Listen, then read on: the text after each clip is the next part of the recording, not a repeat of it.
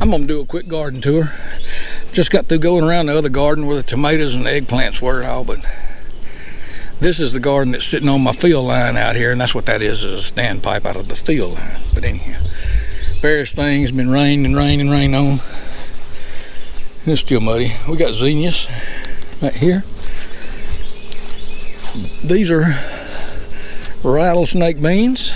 I think I got 90 feet's row. Right yonder is probably, it's okra, 90 feet. Crimson spineless, I guess, is probably what it is. Goes down yonder. A few more zinnias. These are big zinnias here, not little ones like that, but these are large ones, and they didn't get a good stand there for some reason. And then this is more little zinnias. Over here with the nutgrass, there's some crimson sage or something on the end right there. Need to put some of that in pots. And then this is a long row of zinnias seed. A lot of that seed was saved from last year. And then sunflowers down yonder. And we got a blueberry, little apple tree over there. No, that's right. These zinnias were out of a pack. And there's a blueberry, and then there's my okra. And I saw blooms starting to open yesterday, so that's a good thing. These are thornless blackberries, just planted them. This sweetie pie variety is going to be the one. Man, it's been putting on like crazy its first year. Uh-oh.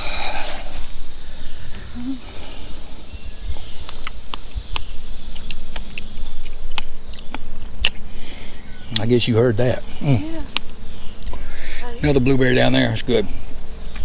There's sunflowers down here, and then right yonder with the vine running, that's cantaloupe. Man, they've been getting a lot of rain. Too much rain.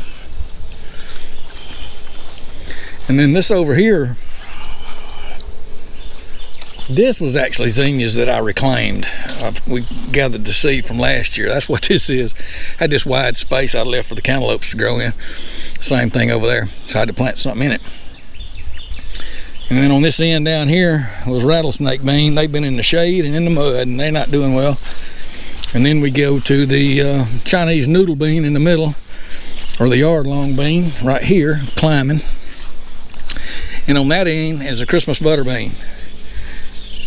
And they make great big butter beans. And these are squash that need thinning. I'm just so tickled to see some growing. There's probably 3 varieties in here, I'm guessing.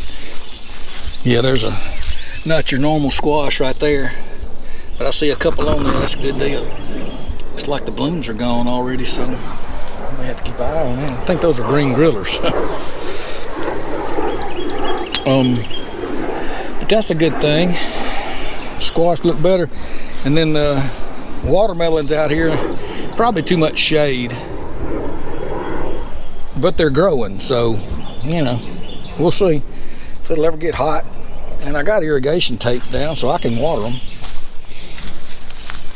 And I think that is that's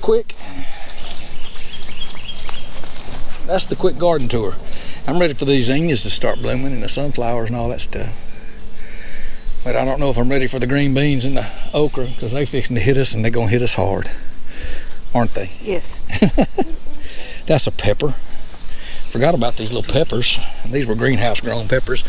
That's a Aji Chera something. Anyway, that's a little ornamental, little bitty hot pepper. That's serrano pepper, habanero, sandia. Doesn't look great.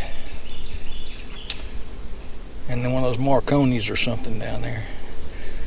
But lots of blooms on these cantaloupes. And there's about 4 varieties of cantaloupes in here, so who knows what's gonna happen here. When I see them start growing, I got plenty of pine straw over here. I may stick a little pine straw under them so they don't lay in the mud or lay on the dirt, but we'll see. That's all I got. This is why I got bees.